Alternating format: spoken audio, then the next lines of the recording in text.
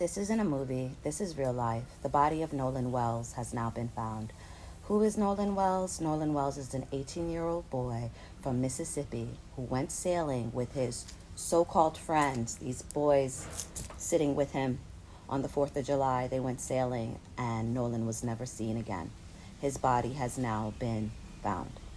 His so-called friends have no idea what happened to him. Interesting. Do you notice anything in this picture? For me, immediately, I noticed that he is the only black boy. And this whole story I just feel it all over my body. Because you see, when I moved to Florida to caretake for my parents, I was teaching Pilates. And I was the only black teacher. Okay?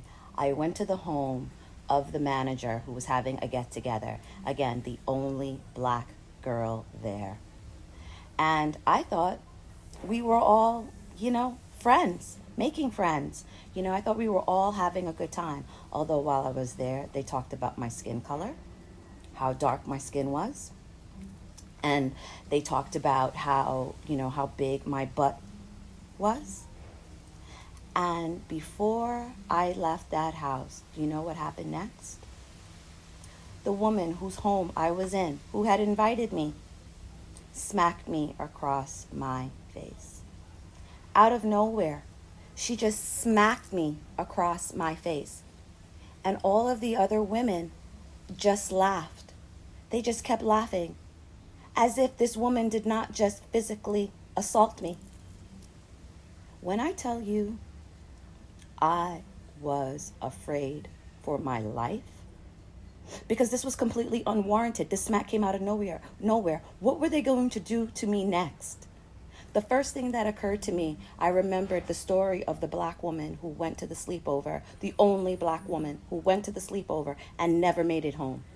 And I desperately wanted to make sure that I made it home to my parents. Because in my mind, I'm like, if I would have hit her back, what were they going to do next? Jump me? Was she going to pull out a gun? I mean, I'm in a stand your ground state. What was she going to do?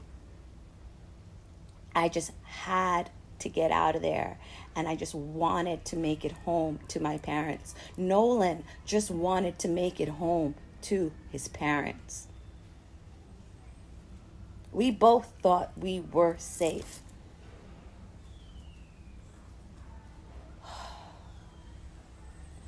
Nolan, may your soul rest in peace. May God comfort your family during